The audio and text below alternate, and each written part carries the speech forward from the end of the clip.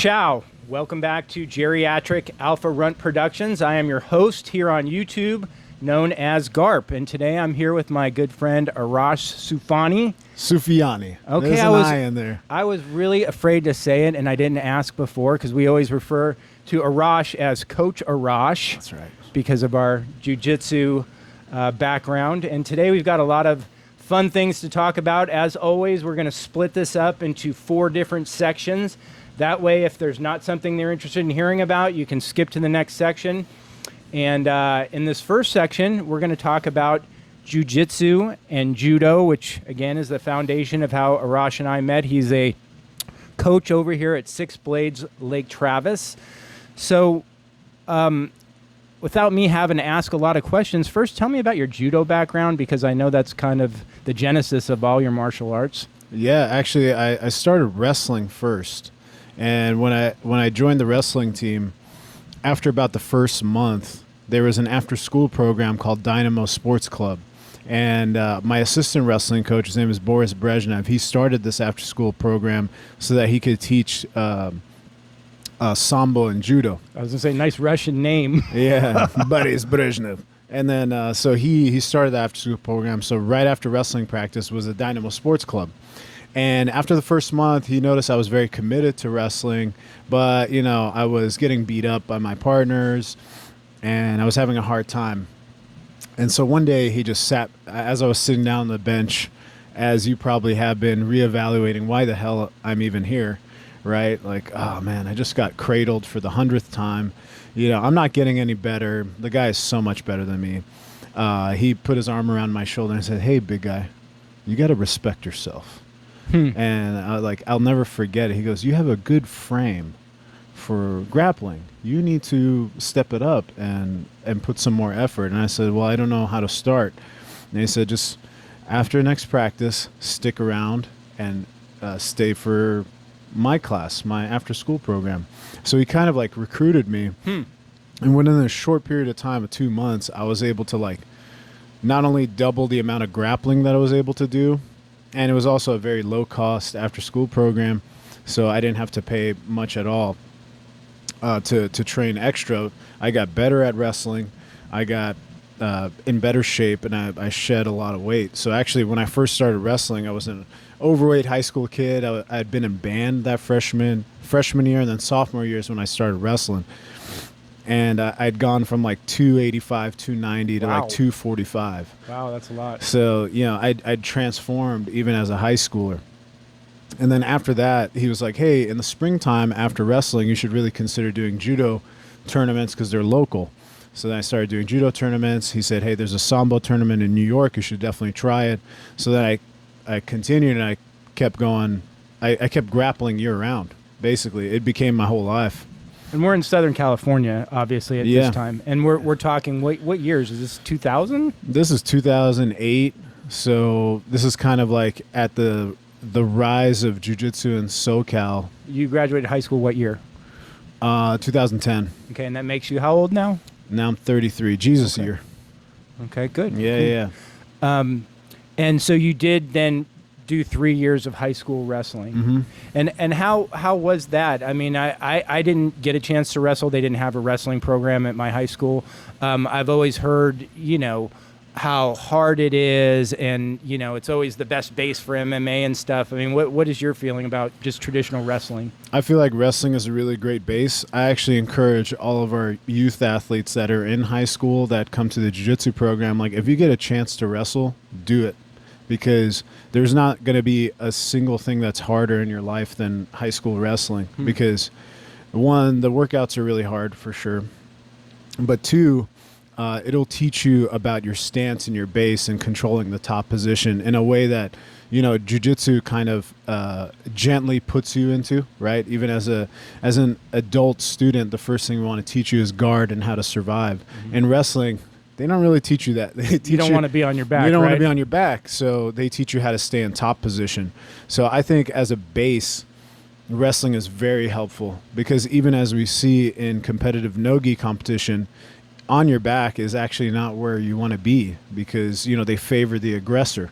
So we saw that in the CJI. We saw that in flow grappling. Okay. Even if you're not actively trying to pass the guard, maintaining a top position shows you more favorable to the judges. So as a high school athlete, and if you started jiu-jitsu at that age, I would say definitely go for wrestling. I mean, it'll teach you more about grit. And I don't know if you know this about high school wrestling, but coaches have this tendency to turn on the corner heater even as you're training. Okay. So like you're suffering in there, and it'll teach you more about yourself that in a short period of time at an age where you could quickly recover from those workouts. Yeah, that wrestling room mystique that we hear about is something that obviously I never got to experience, but I can imagine must be, I mean, and then in the collegiate level is even that much more insane. The collegiate wrestler mentality is just absolutely off the charts. So now you're doing judo, you're in high school, finishing high school, you're traveling to do tournaments. Can you quickly tell us what the belts are like in judo? Do they parallel what jiu-jitsu is like? That's funny because there's a couple different ways you can rank up in judo. I would say like the fastest track is through competition. So if you compete and you're able to win against somebody who's a higher rank or a similar rank, depending on the judo association, they will actually look at your record and you can submit to get a higher rank, right? So all the way until the first degree black belt. So this is kind of the hole in competitive judo where it's like you can be technically proficient in one move and beat everybody with that move and get to a black belt rank, right? You can even win the nationals with one move.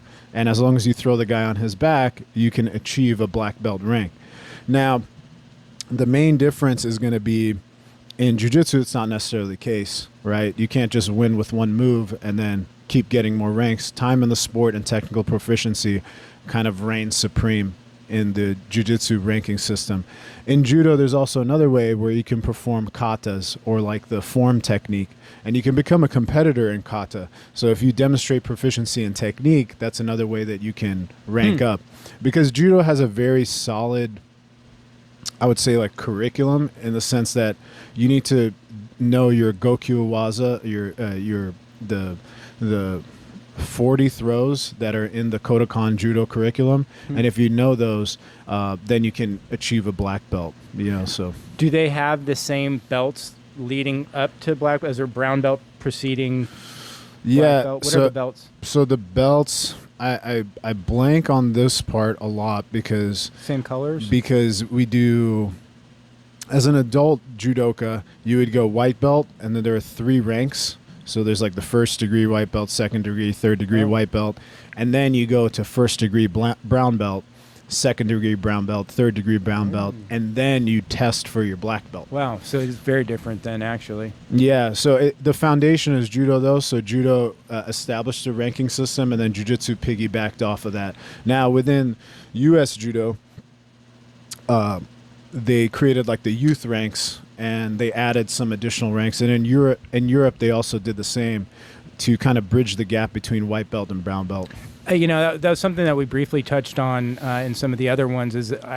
As growing up in the 80s, the Karate Kid generation, it was kind of silly a little bit the way that there was kids that were like 15 that were getting black belts and stuff, and it really kind of diminished the esteem of what a black belt was, at least for me growing up, because I was seeing old ladies and teenage kids getting karate black belts and stuff, and I kind of thought, well, gee, that's not what I pictured.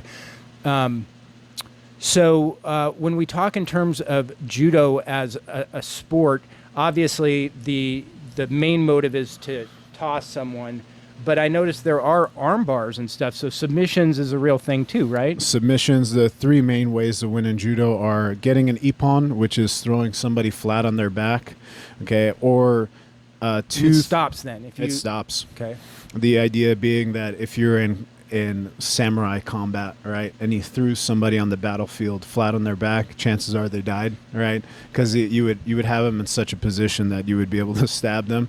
And then the next way is through submission, right? If you get a choke or an armbar. Okay. There are no leg entanglements in judo. There are in like the canon of curriculum, but they're not allowed in competition. And then the third way is actually through pinning. So if you imagine going a side control, okay, and somebody doesn't have you tangled in half guard, and you're chest to chest with them for 20 seconds, then you win. Makes sense. So, Yeah, as 20 a Jew, seconds is a long time. Though. it's actually a very short amount of time. Is it? Yeah, because if you imagine doing a round in jiu-jitsu and being stuck in somebody's side control, 20 seconds is actually a very short amount of time. Yeah. So, and if somebody just squeezes the crap out of you for 20 seconds, it's very hard to True. get out. True. Yeah. So when they do throw you on your back and action stops, that's not the end of the match. Is that like you have to do that 3 times to win, or? That's it. Oh, so you get one clean throw and the match is over. Yeah, you're talking to somebody that's flown halfway across the world. Oh my gosh. Gotten tripped up, maybe got thrown for a lower score, not a full score. The guy passed my guard and then held me down for 20 seconds, and that was a wrap. Then I got to fly home. Oh my goodness. Yeah, that's it's harsh. a brutal way to win. There's a lot of memories I have of just looking up and seeing lights and trying my best to get out, and the guy just holds you down.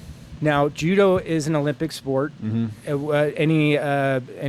Because I remember you talking Olympics. Tell us a little bit about your. Did you do trials, or were you trying to do that, or? Yeah, that was my original goal, was to make the Olympic team for the USA judo team, and basically I became a national competitor, and then I progressed to being an international competitor and tried to join the world circuit. I qualified for the Pan Am Championships, so I competed at Pan American Championships in Cuba in 2016, and from there I was going to progress and keep trying to get more points to qualify for the Olympics in 2020, but then I had a knee injury that took me out from 2018 to 2019, and things kind of looked bleak, and then 2020 I was going to make my comeback, and then COVID happened, and the only way to get any kind of points or any kind of like warm-up matches were to fly across the world and compete. And I couldn't compete in the U.S. at that time. So, is there professional judo? Like, do people make money in judo? Surely, yeah. I think the place where you can make the most money is probably Japan and France. In France, you can get a lot of sponsorships. Oh, wow. The most paid judo athlete, his name is Teddy Riner. Okay. He's a ultra heavy, super heavyweight in judo, but ultra heavyweight in jiu-jitsu, if you by comparison. So he makes millions of dollars. He's sponsored by Adidas. He was sponsored by Under Armour for a moment. I mean, there is a real pathway to professionalism in judo. It just isn't as prevalent here in the U.S. Is jiu-jitsu, you think, on the world stage a larger sport now than judo?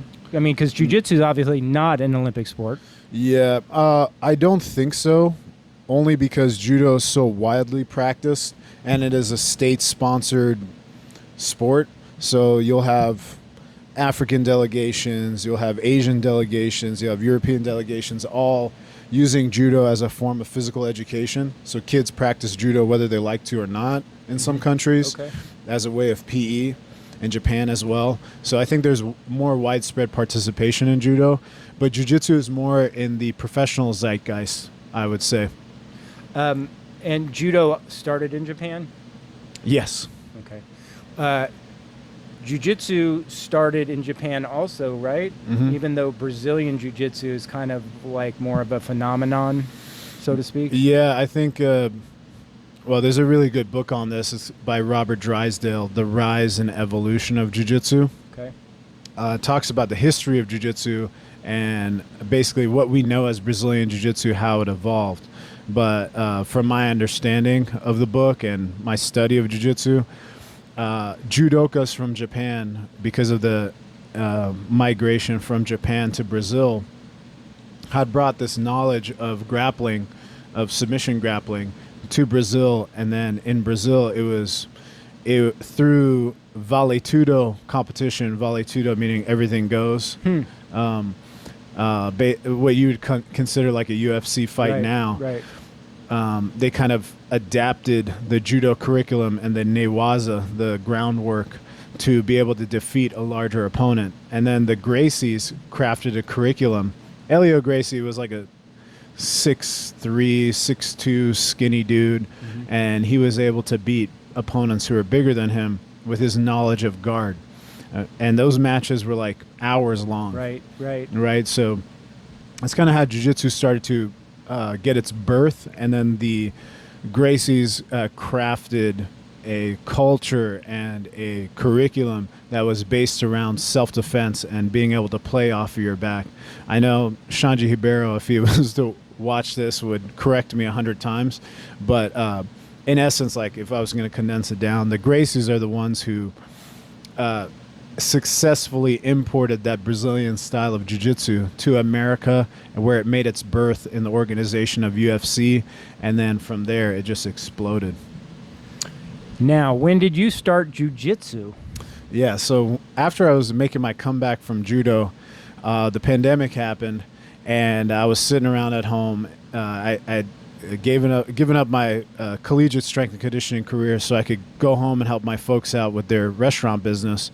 And I had noticed that my buddy was on Instagram, and he posted a picture of him in a gi, and he doesn't train. And I'm like, where is that? I need to get on the mat and strangle somebody right now. I'm losing my mind here. And he goes, oh, it's at this gym in Burbank called Legacy Jiu-Jitsu. It's run by this guy named Alberto Crane. You know, we train at noon every day. I'm like, I'm there. So I drove all the way from Culver City, 45 minutes to Burbank, you know, every day. And wow. I would just go there. I needed it. I needed it. Because there was one thing in my life that I knew for sure. It was like I needed physical activity. But the second thing is I needed some kind of wrestling or grappling in my life. Otherwise, I just don't feel normal. So then from 2020 on, it just became a regular part of my life. Right. So we're in Southern California, and you do your first stretch then in Burbank. And how long before you decide to come to Austin? Where did you get the Ribeiro in this? So that's the really interesting part of the story is that I didn't know about jiu-jitsu in its entirety at all. I actually thought it was kind of like it was what skaters and surfers in Brazil did for grappling. Okay. Yeah, I was like, a bunch of guys that like to smoke weed and go to the beach. Yeah, I didn't take it seriously, right? Because I didn't understand what jiu-jitsu was. I knew about the Gracies and things like that, but you know, judo guys kind of are just like, you're an Olympic-minded person, right? Yeah. So it's like, oh, these guys are on their back. You never want to be on your back. I'm a wrestler. I'm a judo guy. So a year after the pandemic, my father got an offer to sell his property, and he lived the American dream, where he has started a restaurant, ended up owning the corner lot, and then selling the corner lot. And then he's like, hey, where to next? And I was sitting down the patio of the restaurant with him, and he goes, would you like to go to Texas? And I said, sure. And he's like, where at? And I was like, where do you think? He goes, I really always liked Austin. And he's like, sure. And then within a split second, I knew that Shanji Hibero was in Austin. And I was like, that could work. Because I was already thinking about where am I going to train? Not where am I going to be a winner, where am I going to be a competitor, but where can I train? I know Shanji's there, so I'm going to go. So then, funny enough, we found a house, and the house is just one U-turn away from where his HQ is going to be. Wow. It was kind of a divine moment where the best offer, the best price, the best location, I mean, it's the best built house on the block was this house that was a corner or stone's throw away from Shanji's. And the only reason I knew about Shanji was because he showed up to our judo school in LA, in downtown LA, called LA Tenri Judo. He showed up in 2012, and I remember practicing with him, and I would throw him around and get ippons and score. And then one time he caught me with a seonagi, a shoulder throw, and I was like, man, who is this guy? I actually thought he was like a French dude, right? Because he's a white dude and bald, and he's got a black belt in judo. I'm like, he's probably European or something. And then at the end of practice, we usually do our groundwork, and I remember him doing groundwork with me, and I'm like, well, because I beat him up on the feet, probably not that tough on the ground. Right. And I just remember how deliberately and slowly he was able to progress and choke me out like 10 times. And at the end of practice, I'm like, who the hell is this guy? You know, this guy just beat me up on the ground, right? And at the end of practice, we line up, and my sensei, Tokuzo Takahashi, he's a big guy as well, goes, thank you so much, Sanzi Hibero, for coming here to practice with us. And I was like, Sanzi Hibero? Like, who's Sanzi Hibero, right? He's like 7 times world champion jiu-jitsu. And I'm like, oh. So then from that day on, I was like, okay, jiu-jitsu guys aren't necessarily bad. Some of them like to come and do judo. That's the guy I'm going to follow. So like I immediately looked him up online and figured out who he was, and I saw his brother Salo also did a lot of judo throws. I'm like, okay, if there's anybody in jiu-jitsu that I'm going to follow, it's this dude. So then I followed him, and then through Facebook, I would see that he was like changing from going to from San Diego over to Austin. I was like, okay. So then that's how he poked into my mind, and then I joined Six Blades. And so you didn't really know, I mean, you kind of had an idea that Austin was a jiu-jitsu hotspot at that time, or was it just kind of lucky that you just knew Sanji was here and that was it? I mean, I was paying attention to a lot of things that were going on in COVID, right? It's just like, hey, we're shut down. A lot of the jiu-jitsu schools in LA were moving out. I knew some various spots that were moving to Austin or Texas in general because it was open for business. So I guess in the zeitgeist of like grappling, yeah, I kind of knew who they were. I mean, that area up there where headquarters is like such a impacted area for jiu-jitsu. There's like Brazilian top team, Kingsway's over there now. Mm-hmm. There's a Gracie, Barra, or Humata, like right up, all within like a few miles of each other. It's like got to be the hottest area of jiu-jitsu anywhere in the country. I would say so. I mean, for sure. Okay, so now you're over here at Six Blades, and we have been at Six Blades for 3.5 years. So obviously, how long has headquarters been here, though? Headquarters was here since 2021. They got their start at the Roca Glasses facility, mostly because they couldn't open due to permitting issues. And then once they moved into headquarters, that's where I first trained. And then within a couple of months, Victor and Steve approached me and said, hey, I heard you really want to coach and that you've been a coach before. And that was my profession beforehand, was collegiate strength and conditioning. It's like, would you be interested in helping us with this project? And I was like, sure, where's it at? And they were like, Lakeway. I'm like, I don't know where that is, but I'll figure it out. And I saw it was 25 minutes away. I was kind of bummed out because it went from one U-turn to being able to now having a commute. So, yeah. And then once they said that, I was like, sure, but do we still get to train all together? I was like, yeah, we'll train at HQ, and then you come teach the classes over here in Lakeway. And when I first started out, I'll just say right off the bat, I never taught kids before. I taught high school kids how to wrestle, but I never really taught little kids. And since then, I found my super talent, honestly. For sure. And we're going to talk about that in the next section, coaching and kids. I do want to ask you just very quickly about your experience in competing in jiu-jitsu. You're obviously now a brown belt. You've been going to the big boy tournaments, the world tournaments, went to Brazil. Yeah. Seasoned competitor from all the various sports you've been doing. Do you still get nervous? Do you still, I mean, is it still hitting that adrenaline? For sure. I think the nerves, I think if you don't have nerves, if you don't have that anxiety of competing, you don't really care about what you're doing. Interesting. So I think in any major life milestone, you'll get anxiety or nerves about whatever it is that's great that you're trying to achieve. So I think that beforehand, I was actually not very present in my other grappling sports because I didn't have as much mat time as I do in jiu-jitsu. And it's actually through jiu-jitsu that I was able to find a renaissance of, hey, be present about your position on the mat, know where your opponent actually is. So in a lot of regards, I owe a lot to jiu-jitsu and calming my nerves before training because I have a lot of confidence in what I'm doing. But I think ultimately, if you're going to quell the nerves that you feel before competition, it just comes through reps and not only reps in the gym, but also reps in a competitive space. Right. Yeah, it's like anything. You do it more and you get a little bit better to it. Yeah. All right, well, listen, it's been a fantastic first section. I've really enjoyed it. We're going to come back and do part number 2 and talk about some coaching and kids. Sweet. Thank you.